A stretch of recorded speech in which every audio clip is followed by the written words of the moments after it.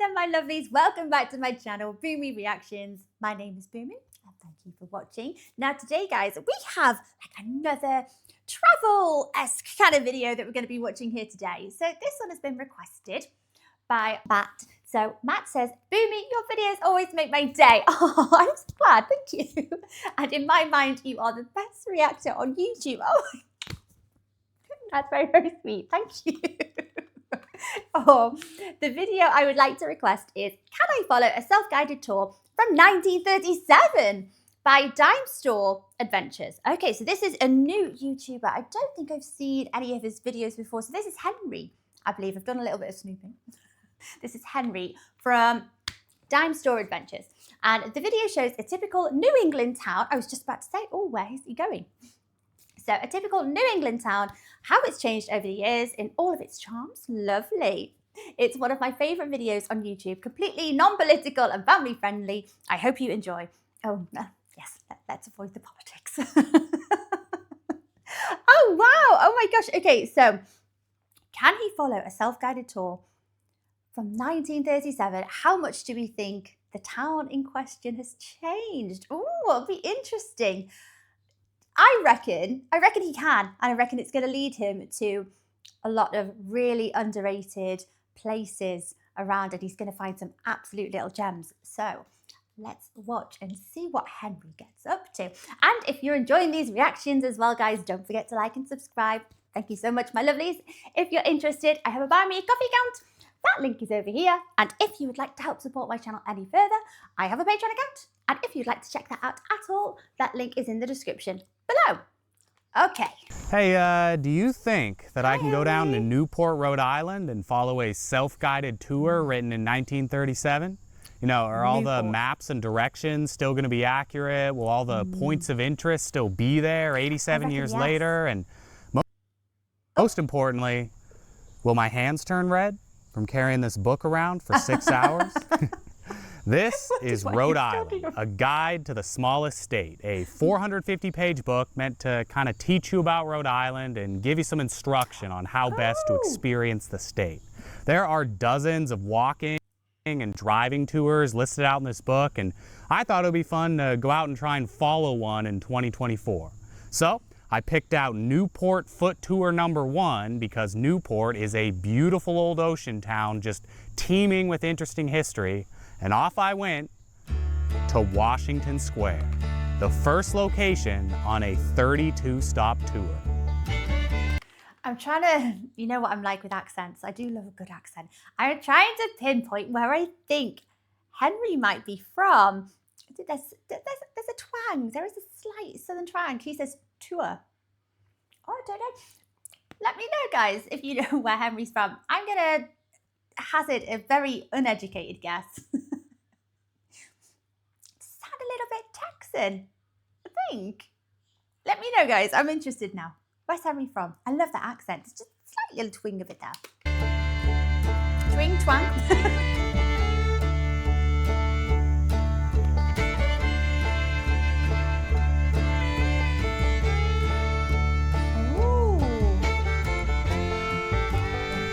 According to the guidebook, Washington Square is the heart of the old city. Sloping down from the front of the new courthouse, its smooth lawn and tall trees are enclosed by an iron fence, all of which I still found to be true 87 years later. Wow, oh, it's beautiful. At the western end of the park is the wind-blown statue of Commodore Oliver Hazard Perry, looking out towards the harbor. A very pretty sight with the sun peeking through the trees. And real quick, before we talk about the statue, I gotta fill you in on something. Okay. My original plan for this video was to go into the tour completely blind, like don't preview the stops at all, just go in there and start filming, and then later I would like do a bunch of research to kind of fill in the blanks and like flesh out some of the info that I got from the book. Okay. But as I was doing the tour, I kind of realized that it might be more fun to just let the book stand completely on its own. Like how much can we learn about Newport and its historical sites by just following the tour? Like how informative of a video can I actually make with this one book as my sole resource.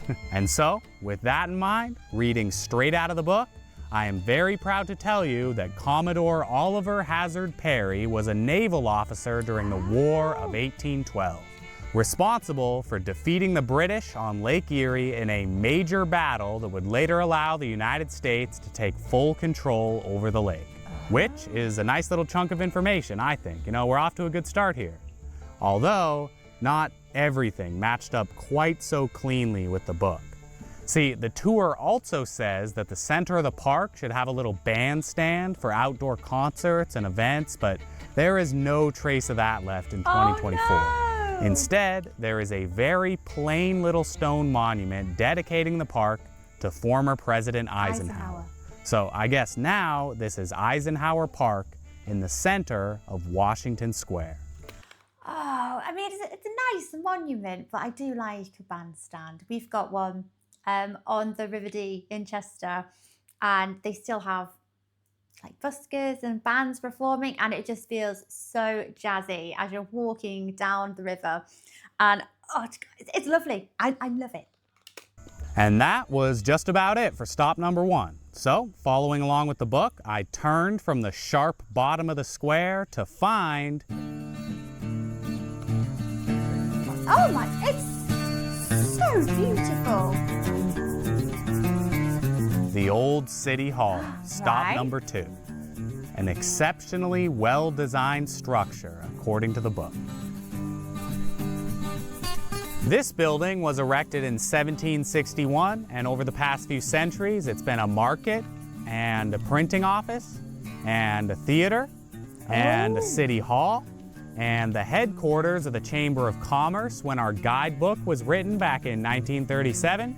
And now, in the modern era, it is the Museum of Newport History. So quite the storied past with this little brick building. The book also mentions that the construction for this building was initially paid for via a public lottery, which, totally random side note, I've actually been meaning to make a wider video on the topic of public lotteries for quite a while now, just because you would not believe how common gambling was as a fundraising tactic a couple hundred years ago. Like, all sorts of stuff was paid for this way. Like, I've even come across a few church lotteries, like this one from a Roman Catholic church in Philadelphia back in 1803.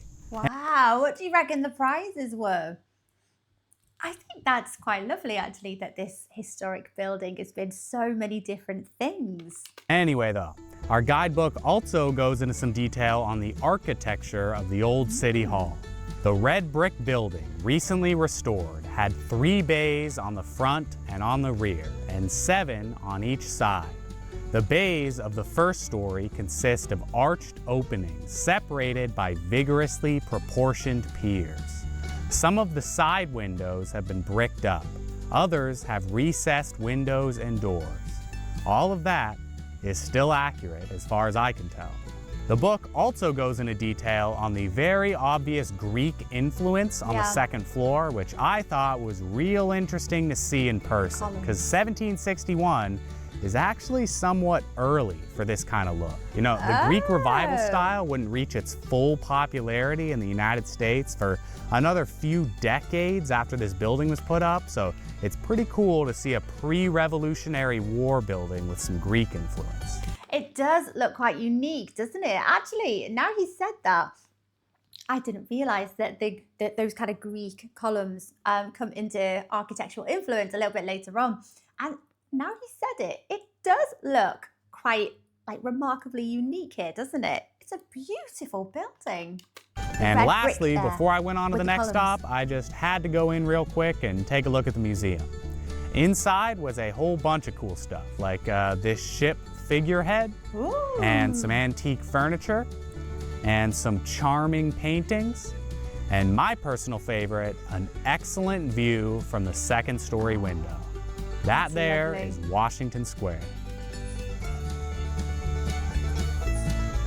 Even lovely on a nice The museum clear day. also had several exhibits on the Newport Tower, which even before starting the tour, I was 100% positive was going to be a stop somewhere. So just consider this a little bit of foreshadowing.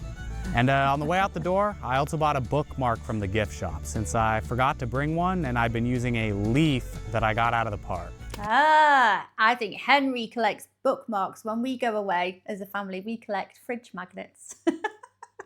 They go on the fridge when we come home. There's loads of them there at the moment.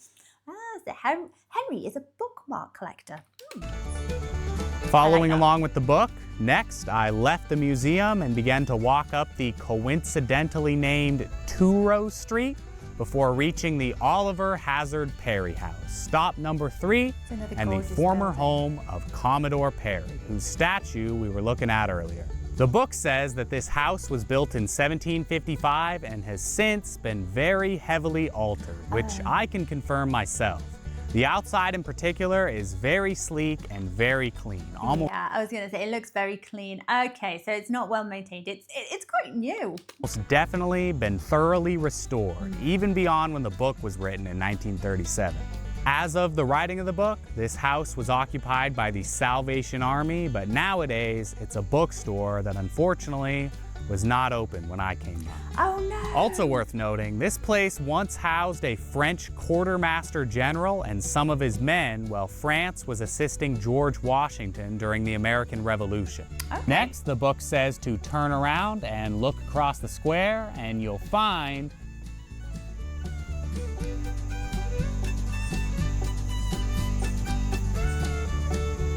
What will we find? What will we find? The Abram Rivera House, built in 1793. In 1937, this was the Newport National Bank, but now it is a Citizens Bank. This entire area, I nearly paused it earlier there just to say how gorgeous this entire, is it Washington Square? Did he say, oh, we've moved on? But this entire area, all the buildings look so regal and just so well kept. And so it's like you can feel the pride beaming from all of these buildings, and it's just so gorgeous. Back on Turo Street, the next stop is St. Joseph's High School for Girls, built in 1775.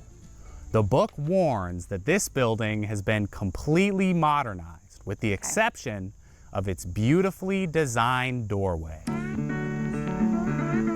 Oh, yes. Which I'm very happy to report is still there today. It's very nice.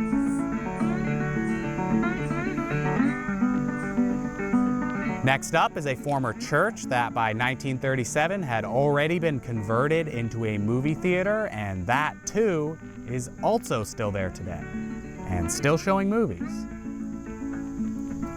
I actually think this particular building is super cool. It's made of brick with some Greek flourishes, just like the old town hall, except this time it's got a black paint job. Don't see that every day. The black makes it quite an imposing building as well, because it's a big building anyway, but the black is a lot more dramatic. Next directed me back into the park so I could take another look at the courthouse and get a better lowdown on its history. This courthouse here was built in 1926, meaning it was pretty much brand new as far as buildings go back in 1937. The book says that there should be some cannons near the entrance that were used in the US Civil War, but I walked around the whole courthouse a couple times and I couldn't find those anywhere, so they must be gone by now. Also included at this stop was a very interesting little section on the painter Gilbert Stuart, whose work I promise you have seen before, even if you've never heard of the name, because Stuart was a very popular portrait artist back during the late 1700s and early 1800s. He painted a whole bunch of stuff, including that one super famous portrait of George Washington that the $1 bill is based on. So with that in mind, check this out. According to the book, there's actually another painting of George Washington by Gilbert Stuart in this courthouse. And instead of just his head, it's a full body portrait this time. And what's really interesting is the story of how this painting supposedly got into the courthouse. Apparently, it was originally hanging in another building, the Newport State House, but then in 1926, the painting was removed without authority and transferred to the courthouse instead. So, Supposedly, we got a full-body painting of George Washington here that was done by the guy who made the single most famous painting of George Washington. And also, it was kind of maybe half stolen from one government building so it could hang in another government building. And so you put all that together, and I just really wanted to see this painting. So I tried to go and talk my way into the courthouse, but unfortunately, the guard would not let me pass the metal detector with my camera. So we're just gonna have to settle with the story from the guidebook for now. Don't forget about that painting just yet.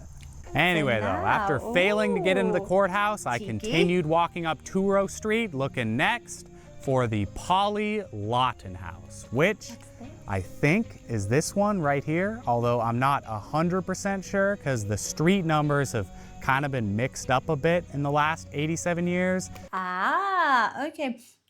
Just want to say, like, all these flowers that are hanging from the lamppost, it's just a beautiful, beautiful place. It just looks so tidy and so well kept. And like I said, you could just feel the pride beaming off all of these beautifully maintained historical buildings. It is lovely. And also, the book doesn't really give much of a physical description of the house on this one. But what it does give us is a kind of bizarre anecdote about the property. Okay. See, as the name might imply, this was once the home of a woman named Polly Lawton, who was apparently the local heartthrob for all the French officers during the American Revolution. Like, just look at this quote from a French count. Polly Lawton is a celestial being, and certain it is that if I had not been married and happy, I should, while coming to defend the liberty of the Americans, have lost my own at her feet. Oh my! It's very high praise. He's basically calling her an angel. Oh my gosh, Polly must have been very, very beautiful. So she was an American and had all of the French soldiers swooning at her feet. Just imagine being that guy's poor wife and somehow coming across that quote one day. Like, can you imagine anything worse than finding out that your spouse wants to lose his liberty at the feet of another woman? Getting back on the tour. I mean, in his defense, he said he'd give all of that up because he's so happy with his wife, I suppose. The book sent me next to the Turo Synagogue, the oldest standing synagogue in the United States. Wow. This is a pretty well-known building in Newport. According to the book, the whole thing was built at an angle with the street so that the ark inside could face directly to the east. There's also a whole bunch of really interesting stuff in the book about the interior of the synagogue, but unfortunately, when I tried to go inside, again, they told me that there's no videography allowed, so we're just gonna have to settle for my crappy outside shots that I got through the fence, which is kind of a shame because, as the guidebook says, the exterior of the synagogue is severely plain.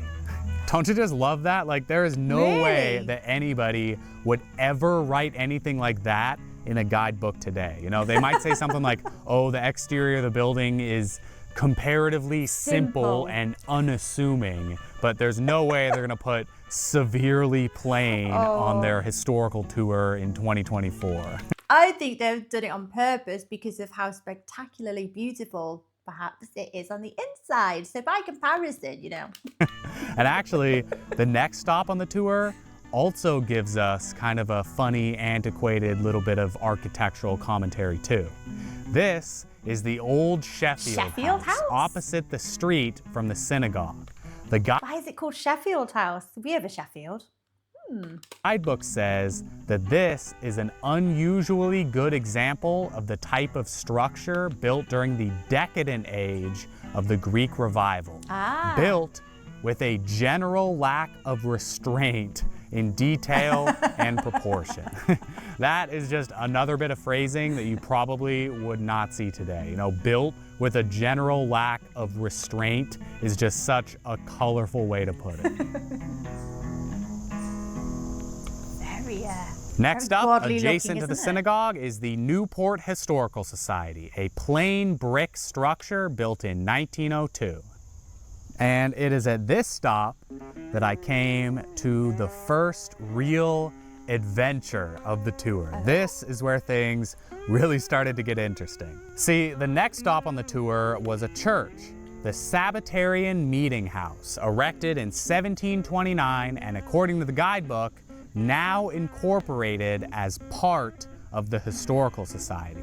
The guidebook has a ton to say about the interior of this church. You know, it says there's like a beautiful raised pulpit with a curved flight of steps leading up to it, and some fantastic old wood carving on the handrail, and most captivating, there's supposed to be a big clock in the middle of the gallery, handmade in 1731 by a guy named William Claggett, and still ticking, at least in 1937. So when I read that, I was thinking, okay, I've already failed to get into the courthouse, and I failed to get into the synagogue. He's gotta get in. I have to do everything I can to get into this church.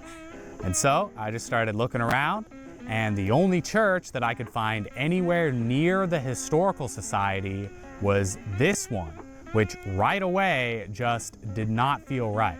Like, for starters, the book says that the meeting room from the church is only 36 feet by 26 feet, and this just seems so much bigger than that.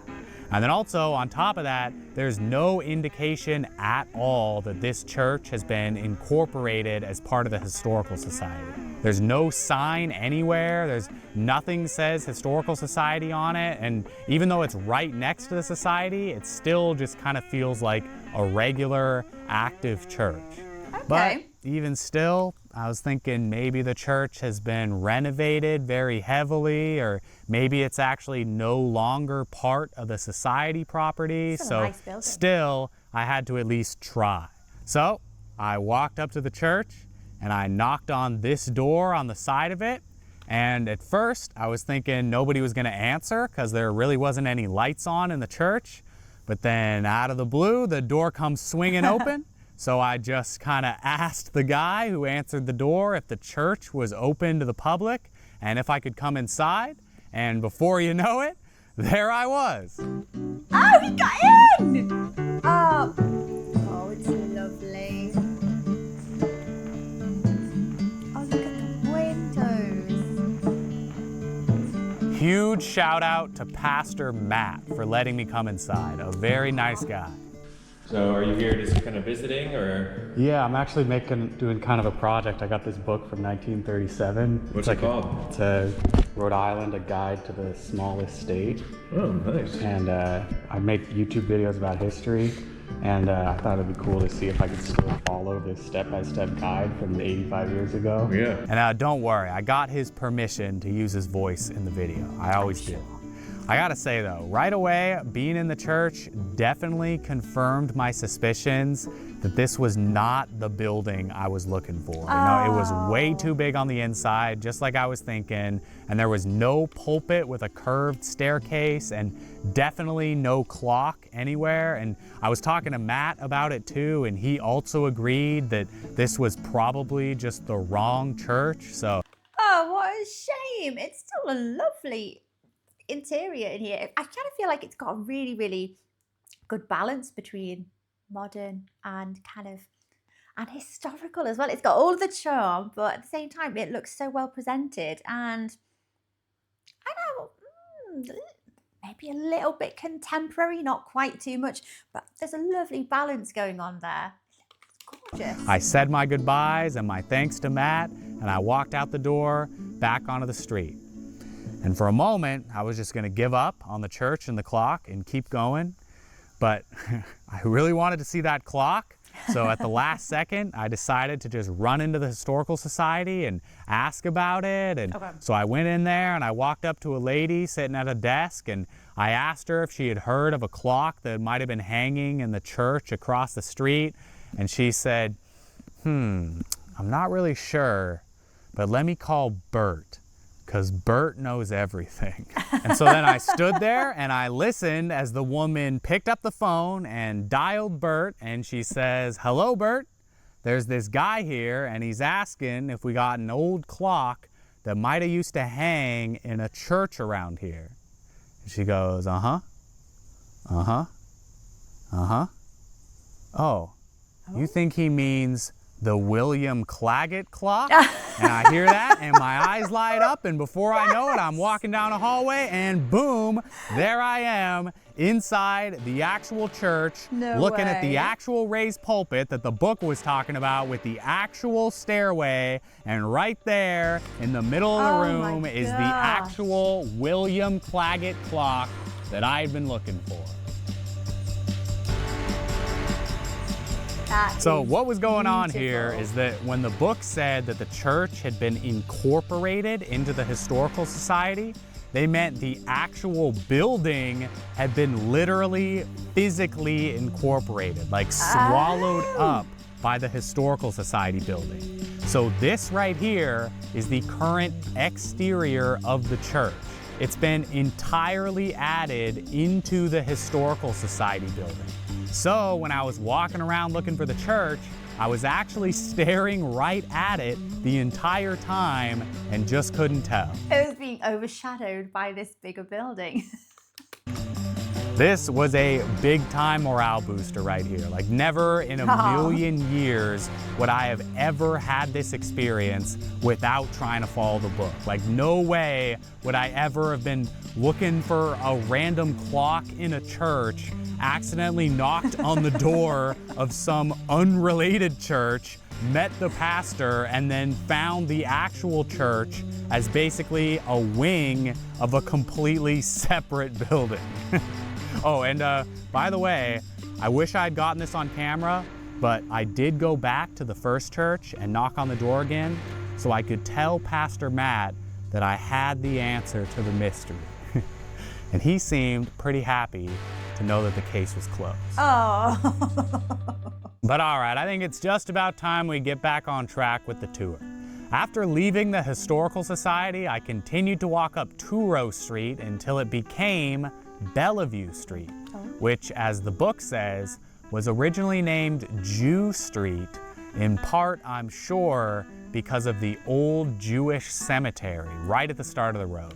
Okay. This is stop number 13, originally established all the way back in 1677. As of 1937, there was 42 tombstones in this little graveyard with inscriptions in Hebrew, English, Spanish, Portuguese, and Latin. Unfortunately, there was a big locked iron fence surrounding the property, so this is as close as I could get. Oh. Continuing on with the tour, next I came to the Redwood Library and Athenaeum, an absolutely beautiful building still in full operation today. The book says that although the building has been thoroughly expanding, this portion facing the street here is still mostly original, completed all the way back in 1750.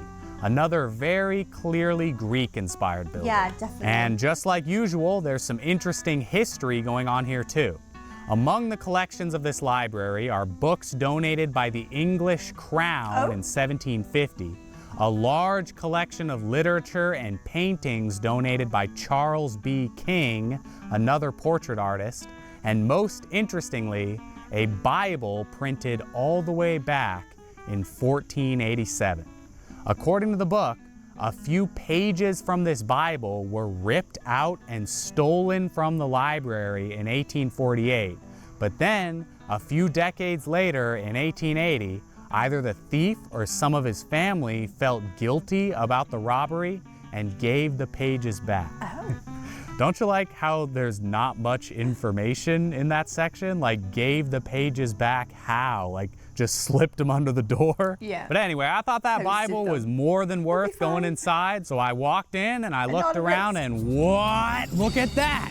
a full-length George Washington painting that looks suspiciously like the work of Gilbert Stuart. Remember the book said that there was a full-body Washington portrait in the courthouse by Stuart, you know, the one that they wouldn't let me in to see? Well, is it possible that this is actually it right here? Like, did it move at some point? It was in the courthouse and now it's in the library? I just had to know. So I went up and I asked the librarian at the desk, and I came to find out. I love the music. He's so excited. Guys, he found it. He found the painting, the full portrait. This Washington painting is actually a bit of a mystery. Nobody really knows with 100% certainty where it came from. Their current hypothesis is that this is a copy of a Gilbert Stuart painting that was done by his daughter, Jane Stuart. So best case scenario is that this is a copy of the painting that's in the courthouse, and we kind of found a roundabout way to end up seeing it. But even if it's not a copy of that particular painting, we can now at the very least say that we saw a Stuart painting of George Washington.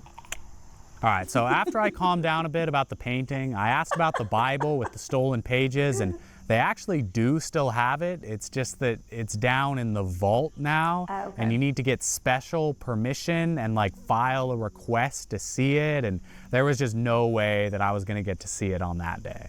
Oh, and also real quick, I want to give a shout out to the librarian that was helping me with my painting questions, because this guy was just so good at his job. You know, I had to stand in line for a minute before I could talk to him, and like every question in front of me, he was just like, oh, yep, I know that book, and yep, I know that one, it's over there, and oh yeah, if you like that book, let me write down like 14 suggestions for you just off the top of my head, and here's the piece of paper, go look for them, they're over there and there and there and there. And so when I got up there, in addition to asking about the painting, I thought it would be fun to also ask if they had a copy of the guidebook that I was following, just because I was thinking if they did, I could come up with some kind of dumb joke about it. And the librarian, he just looked at my book for like 1 second and was like, oh, nope, we don't have that. I actually know immediately we don't have that book. Didn't even have to look it up. Ha ha ha, Athenium, I got something that you don't. I've got an original.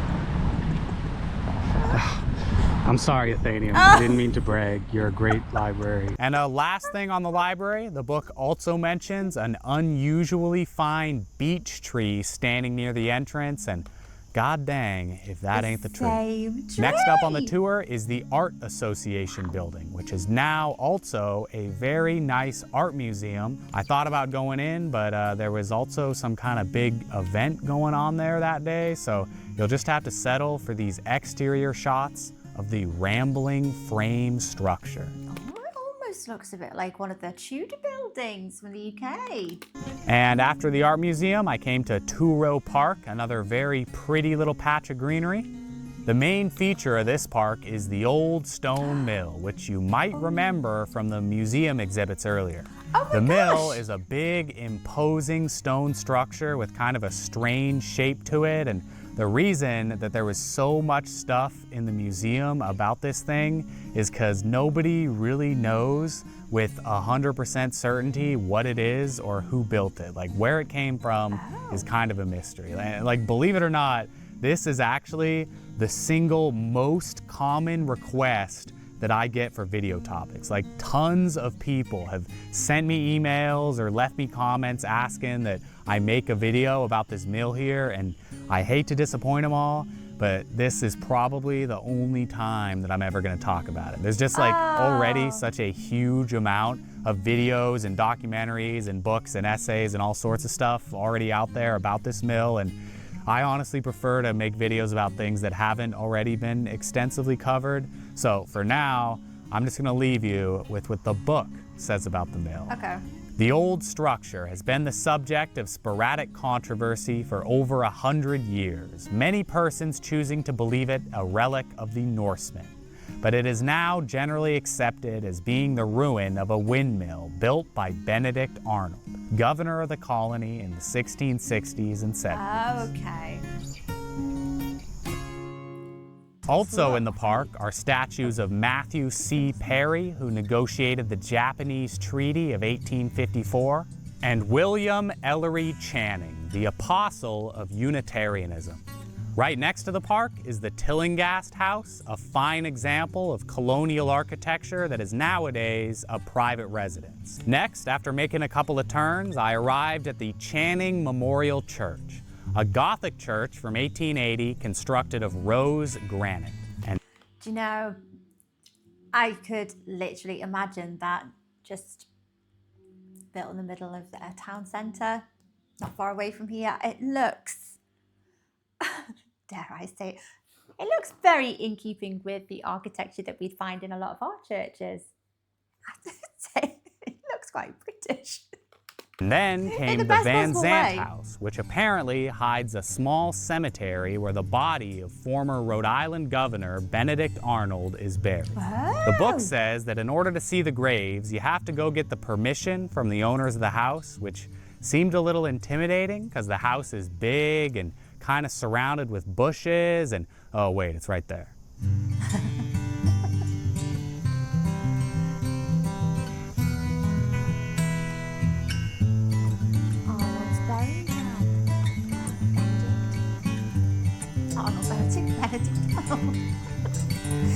Oh, I'm not feeling well today. Go backwards. Oh my gosh.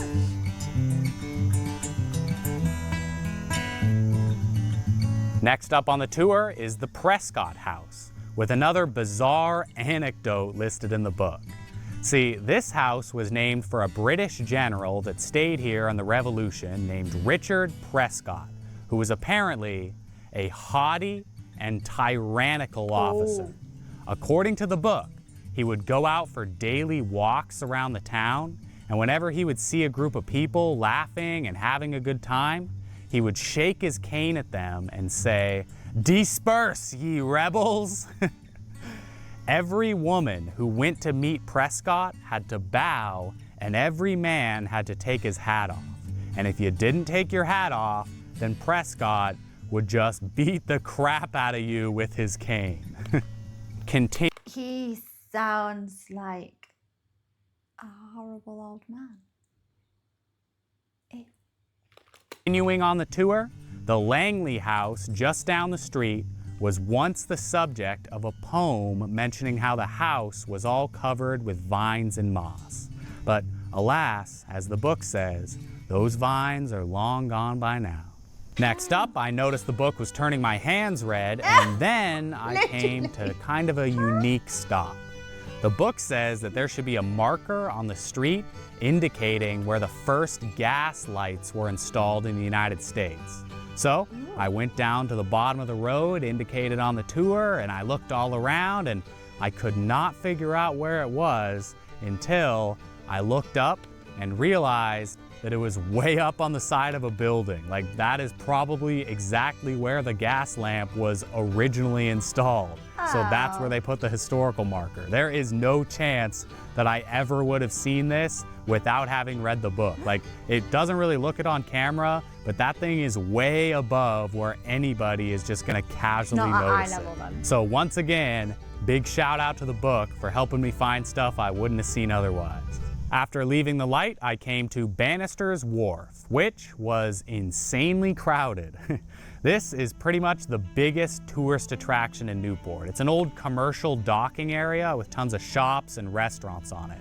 According to the book, fishermen used to congregate here every morning, pushing their catch around in wheelbarrows, trying to make some sales. So it seems like this place has been pretty dang busy for a couple hundred years now. The book also says that there used to be an oyster house here owned by a guy named Pero Bannister. When Pero died, the undertaker accidentally made his coffin too shallow, so when they put Pero in, his nose was blocking the lid from closing. Oh my gosh. Supposedly, they just cut a hole in the lid for Pero's nose to poke through, and they buried him like that. Leaving the wharf, the book Sounds like something a weird child's nursery rhyme is made. next led me down through side streets and up to the Maudsley House, one of the finest Georgian colonial houses in Newport. And then to the United Congregational Church, a brownstone church built in 1857. And then I came to the crown jewel of the tour, Trinity Church, built in 1725, absolutely gorgeous and fully open to the public. This place is chock full of little details that I got from the guidebook. Like for starters, because the church was built in 1725 before the Revolution, there was originally a whole bunch of references to the king included in the decoration. And although a lot of that stuff was stolen from the church and burned during the Revolution, some of it still snuck through the cracks. Like for example, at the very tippy top of the spire on the outside of the church, you can barely make out a crown that the Revolutionary patriots forgot to remove, according to the book. And inside the church, there's still clearly a big crown of England right on top of the organ. This organ, by the way, was originally built in 1733 for the town of Beverly, Massachusetts, but the Beverly town officials refused to take it because an organ is an instrument of the devil for the entrapping of men's souls. Also in this church. Oh, I just assume a big pipe organ like that is an instrument of the church. Oh well, they lost their game. Is the first church bell to ever ring in New England, and this pulpit, which is one of the coolest things I have ever seen in person. This is the only triple-decker pulpit in New England, also sometimes referred to as a wine glass pulpit. Each level here has its own purpose. The top is where the preacher stood, basically standing at eye level with the balcony. The second level was for teaching lessons, and the bottom was used by a clerk to hand out hymns. Oh, and also, when I was in that church, there was this woman running around who apparently just like knew everything about the church, and she was telling people all these cool little details and answering everybody's questions. And I just have to share one thing that I overheard her talking about, even though it wasn't in the book, because this is just too cool. So there's these stained glass windows here that were made by Tiffany, the jewelry company, who knew what the church looked like when they built the windows. And then over here were some other windows that were made by somebody who didn't know that there was a balcony on top of the windows. So that's why the top part of the picture is just entirely cut off unless you're standing right in front of the window. But okay, I think that church was definitely the high point of the tour. So let's just burn through these last few stops. The Washington Alston House came. Can many churches brag that their stained glass window is made by Tiffany's? Next, built in 1800, and then the Newport Artillery Armory, a very pretty building that for some reason has a lock of hair from George Washington and the Duke of Wellington. I really wanted to get into this one and try and see the hair, but unfortunately, no answer when I knocked on the door.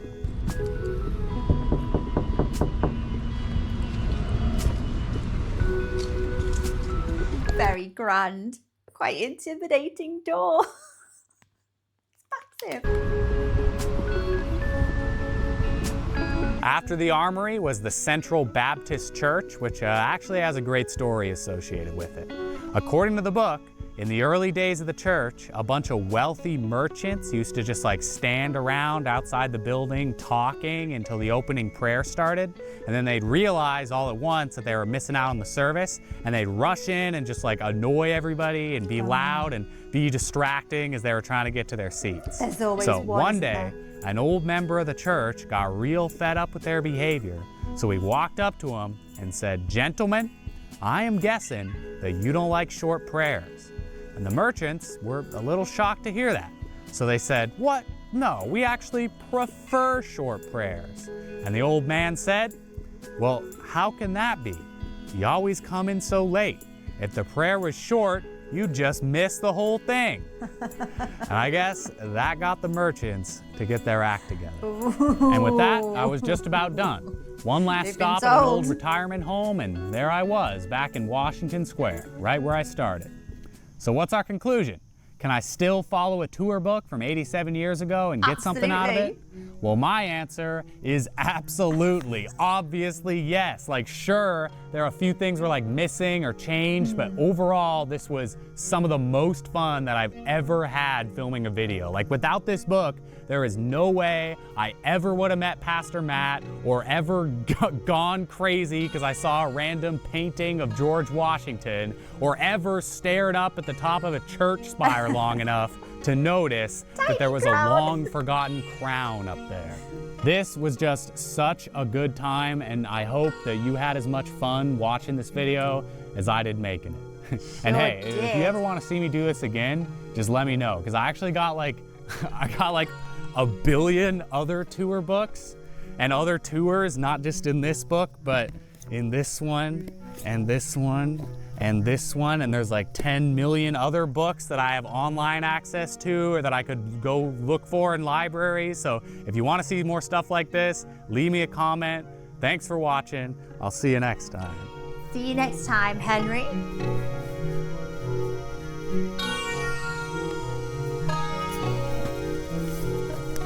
Oh my gosh. Hey. Well, it goes to show. Books that are from quite a while ago still contain very, very valuable information when wandering around a historical town. Like Henry said, there's a handful of things that would be different, that might be replaced with something else, but it wasn't that many, was it? It was the bandstand that that wasn't there any longer, which is a little bit of a shame.